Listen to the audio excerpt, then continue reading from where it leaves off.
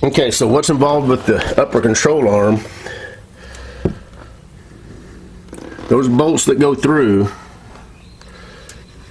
you got a nut on this side, nut, where are we at? On that side. Gonna loosen those off, pull those bolts out.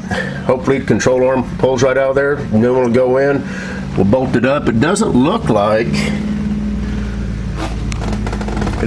there's any alignment points. Those do not look like they're slotted holes. So I guess it's just going to bolt up, and where it sits is going to be good enough for the camber and caster. So other than the toe, I don't think it doesn't look to me like there's any adjustments for the camber and caster on these vehicles. I may be wrong, but it looks like everything's solid point.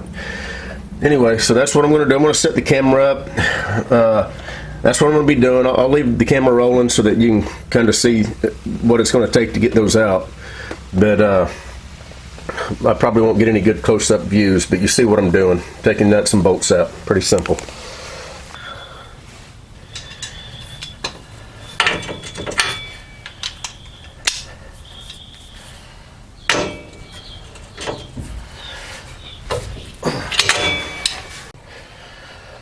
Okay, first we're going to try hitting it right there. Okay, that popped loose real nice. Alright, took me a little while to find the size wrenches I need because they're 13/16. That's the one thing that I cannot stand, is if you're going to use metric, use all metric. If you're going to use imperial, use all imperial. Don't leave me guessing what's what. So I'm going to break these loose to start with.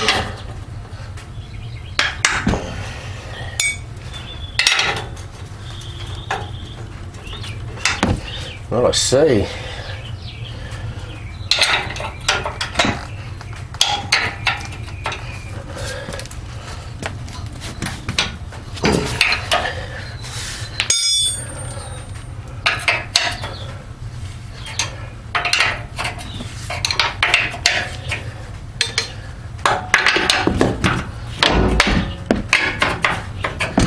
all right, let me get old Trusty hooked up here.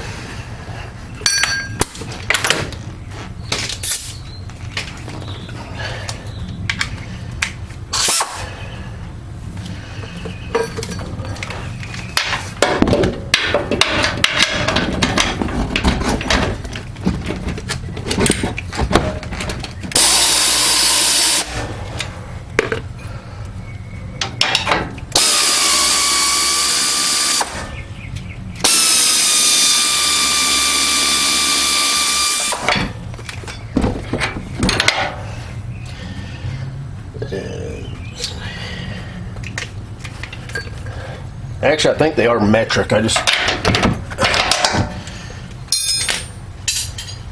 I just didn't grab the right size. 13/16 does seem to work though.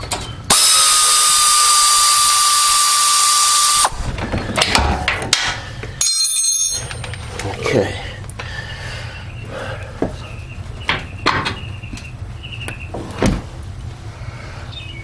And as usual,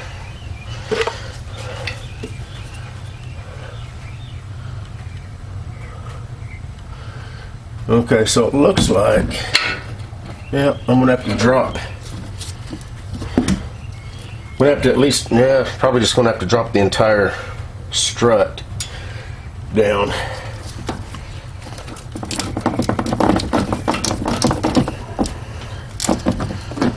Get those out of the way.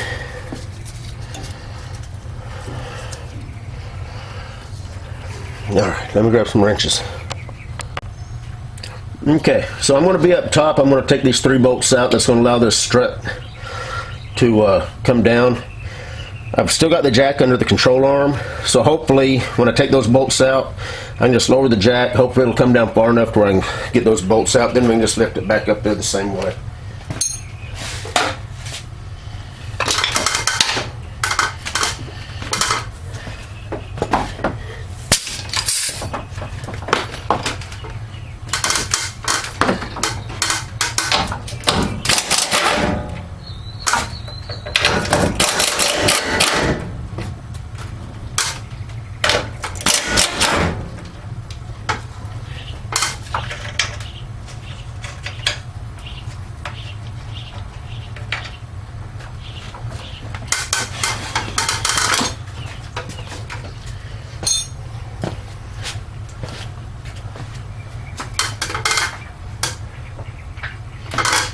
Okay.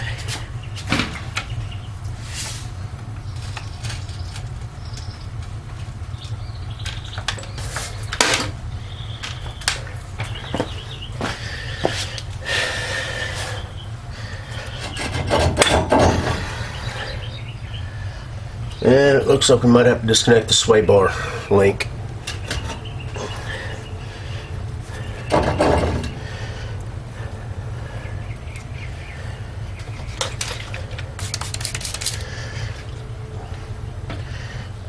Alrighty.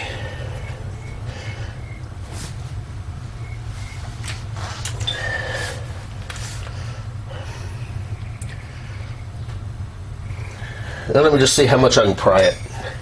I don't know if I'll be able to pry it down enough or not. No, I ain't gonna be able to pry it down enough. See what size that is.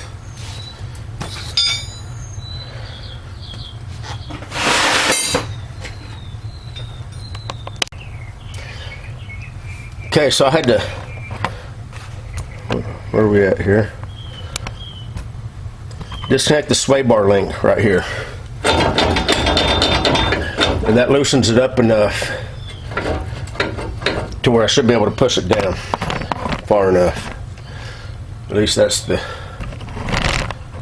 theory.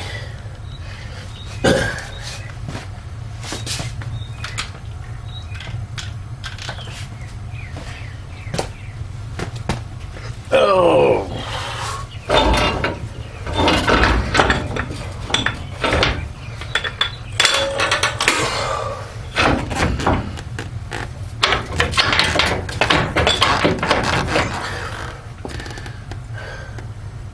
I'm a little pissed off at Ford right now, by the way, because this should not be this big of an issue. Okay, there's one bolt.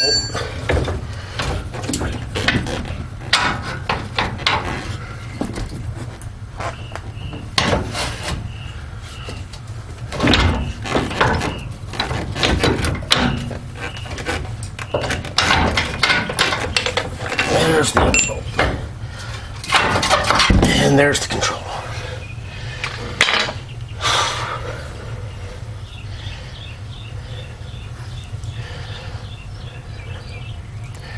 See where that boot's all ripped?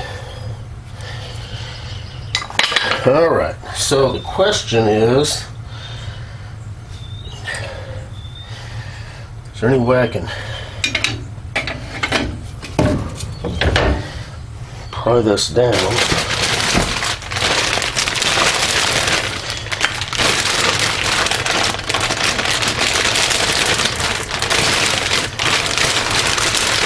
I mean, I guess the nice thing about it is you don't have to have a press for the upper ball joints. I'm tempted to put the bolts in the other way.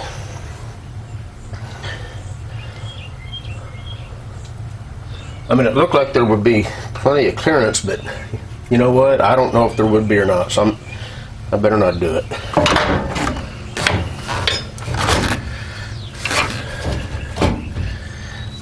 There we go.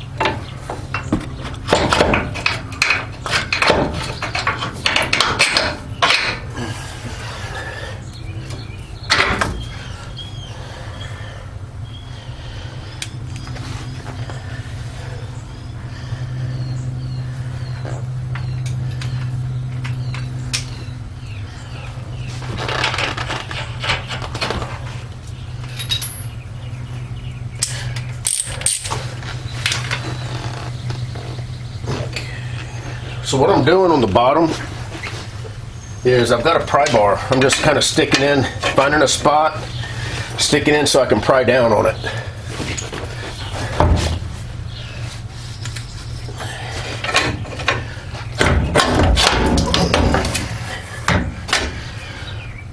and it's a good idea, so you just save yourself some headache. Try to put this, whenever you tighten it up, it's probably going to pinch it to where it doesn't freely move like this, because the bushings, the rubber bushings are all sandwiched in there. You don't want to tighten it up with it way up or way down, because then you're really fighting yourself. So this is roughly where that rides. So that's about where I want to try to have it whenever everything tightens up on it. There we go. I'll just do it just like that. Reverse my ratchet after I put air to it. Where is my air? Here it is.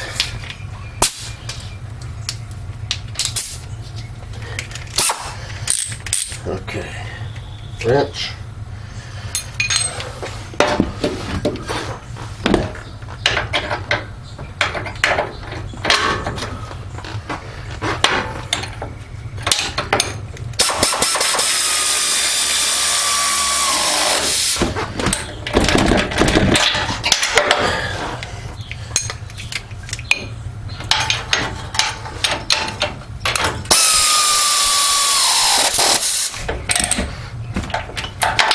I'm going to tighten those up with the wrench.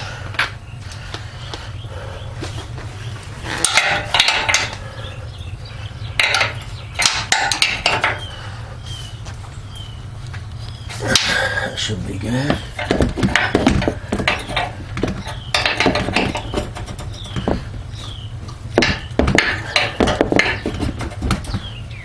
Alrighty. See what I mean by that nut? It's not free now because the rubber bushings are sandwiched. So you want to make sure that that's roughly where you're going to want it. Okay, so now what I think I'm going to do is use the jack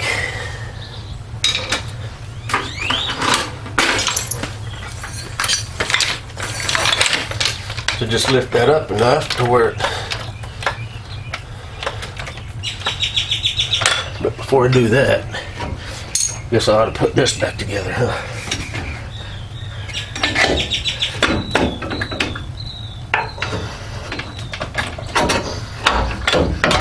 Okay.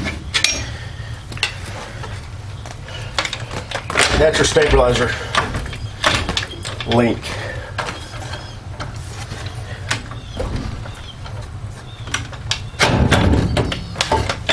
Make sure your holes are lined up. There they go.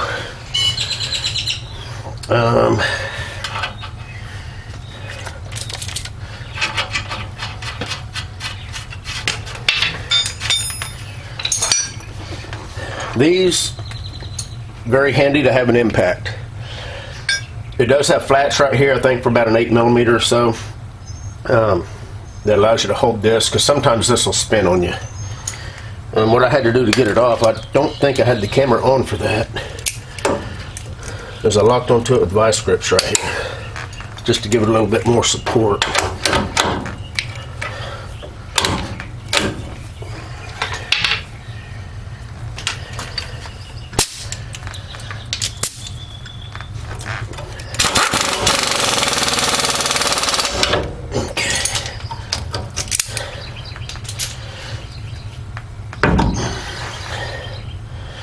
Okay, I'm going to go up top, put these bolts in up here,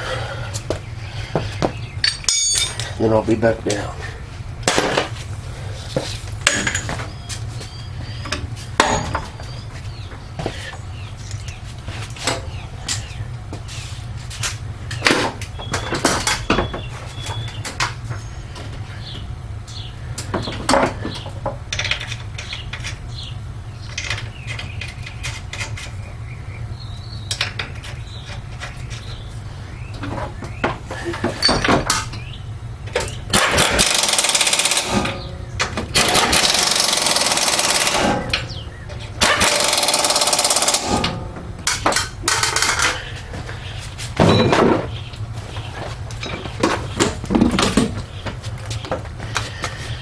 Okay,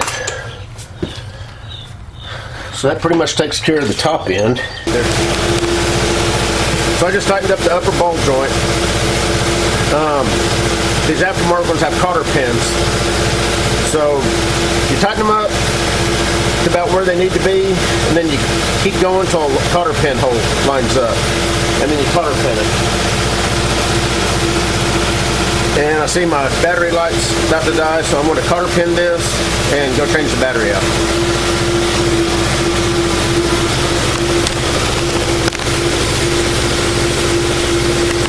I'll leave it going until the battery dies.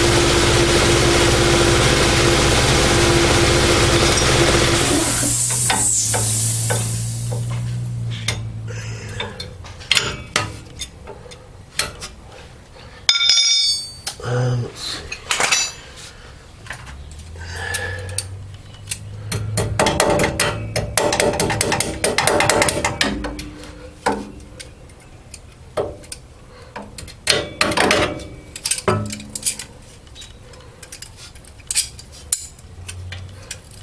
Being an aircraft mechanic, I'm cotter pinning this the way you do on airplanes.